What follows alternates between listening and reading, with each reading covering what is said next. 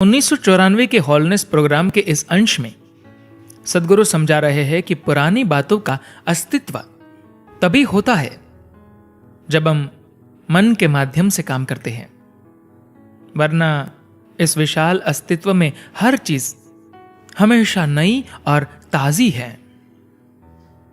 सदगुरु कहते हैं यह पूरा अस्तित्व हमेशा एकदम नया होता है।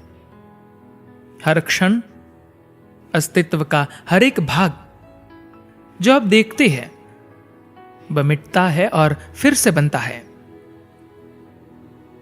अस्तित्व में सब कुछ हर क्षण लाखों बार कुछ नहीं हो जाता है और फिर से कुछ बन जाता है। यही कारण है कि गौतम बुद्ध ने अनित्य जो सदैव नहीं रहता की बात की थी और आदि शंकर ने माया वह जो नहीं है की बात की थी। हर चीज वास्तव में होती ही नहीं। हर पल हर एक वस्तु समाप्त हो रही है, फिर से बन रही है, मिट रही है और फिर से अस्तित्व में आ रही है। ऐसा लाखों बार होता है। अस्तित्व हमेशा नया होता है। यह सिर्फ इसी क्षण में है। यह बनता है, मिटता है, फिर से बनता है, फिर से मिटता है। पूरी सृष्टि इसी सिद्धांत पर आधारित है। सारे अस्तित्व में सिर्फ एक ही चीज है जो पुरानी चीजें अपने साथ लेकर चलती है और वह है आपका मन। आप सब अपने मन के माध्यम से काम करते हैं, इसलिए सब कुछ ही पुराना हो जाता है, चाहे वस्तुएं हो या लोग। अगर आप हर चीज को वैसी ही देखें जैसी वह है तो वह हर समय ताजी ही है, नई ही है। हॉलनेस कार्यक्रम 1994 के पहले दिन जब कार्यक्रम में भाग लेने वाले प्रतिभागी आए तब भयंकर बारिश हो रही थी और कुछ लोग वापस जाने के बारे में सोच रहे थे। उन लोगों ने शायद वैसी बारिश का पहले कभी सामना नहीं किया था। जब बारिश हो रही होती है तब बहुत से लोग अपने घरों से बाहर ही नहीं निकलते। इसके अलावा आप शहरों में जैसी बारिश का अनुभव करते हैं और गांव में जैसी बारिश का अनुभव करते हैं वे बेहद अलग है। बाहर आपको सब कुछ अपने ज्यादा करीब लगता है, चाहे गर्जना मिलो दूर हो रही है। जब वास्तव में जबरदस्त तूफान आया हो तब जरा बाहर जाकर कुछ देर वहां बैठिए। इसके लिए आप में काफी सहन शक्ति और व्यावहारिक बुद्धि होनी चाहिए। अधिकतर लोग बहुत ज्यादा डर जाएंगे।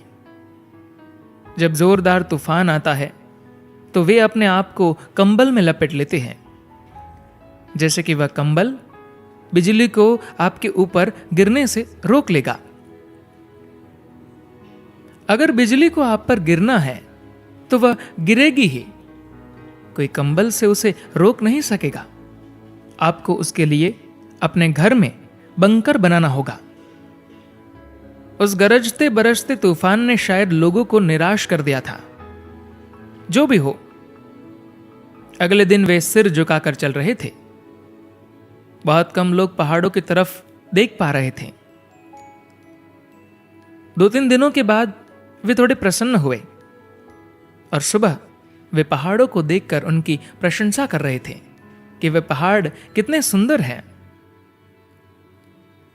लगभग 10 दिनों के बाद उन्होंने पहाड़ों की तरफ देखना बंद कर दिया, क्योंकि पहाड़ तो हमेशा वहीं थे।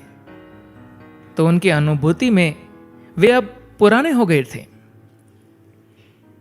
ऐसे बहुत सारे लोग यहां पर हैं जिन्होंने पहाड़ों की तरफ कभी देखा ही नहीं, या देखा भी है तो बहुत ही साधारण रूप से। पहाड़ वे तो हमेशा यही हैं, उनमें ऐसा देखने जैसा क्या है? उनके लिए वे पहाड़ पुराने हो गए हैं। वास्तव में वे पुराने नहीं हैं, अब भी वे एकदम नए हैं। आप हर चीज को अपने मन की छलनी के माध्यम से देखते हैं, सिर्फ इसलिए आपकी स्मृतियां, आपकी यादें हर चीज को पुराना बना देती है। यह जीवन का अभिशाप है। वह जो एडम और ईव ने खाया था, वह ज्ञान का ही फल था। तब तक उनके लिए सब कुछ अद्भुत था, नया था, ताजा था। लेकिन जैसे ही उन्होंने वह सेब खाया, उनके लिए दुनिया पुरानी हो गई। जब तक आपको दुनिया पुरानी लगेगी, इच्छाएं आपको दौड़ाती रहेंगी। एक पागल की तरह आप बस नई चीजें खोजते रहेंगे। ये बात कुछ जैन लोगों की है। वे नदी की एक तरफ रहते थे, दूसरी ओर एक गांव था। उन्हें नदी की दूसरी तरफ प्रकाश दिखता था, धुआं उठता दिखता था। वे लोगों को बोलते, चिल्लाते सुन सकते थे, पर उन्हें लोग दिखते नहीं थे।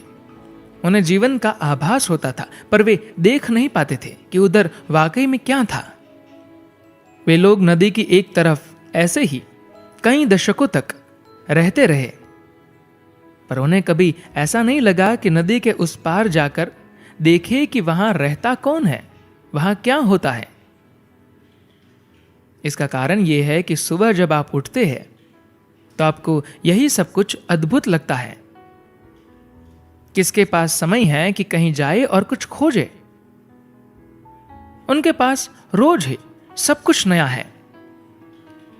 लेकिन मनुष्य चंद्रमा पर भी हो आया है, वह मंगल पर भी जाना चाहता है।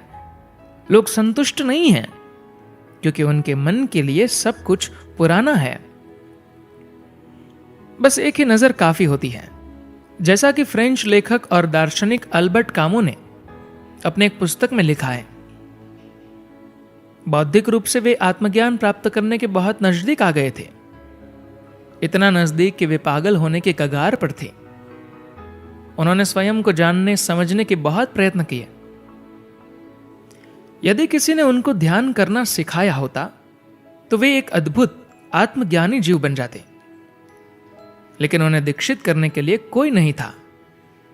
अपनी पुस्तक द मिथ ऑफ सिसिफस में उन्होंने जो कहा है वह लगभग वैसा ही है जो हमारे उपनिषदों में, भगवत गीता में कहा गया है। केवल अनुभवात्मक गुण की कमी है।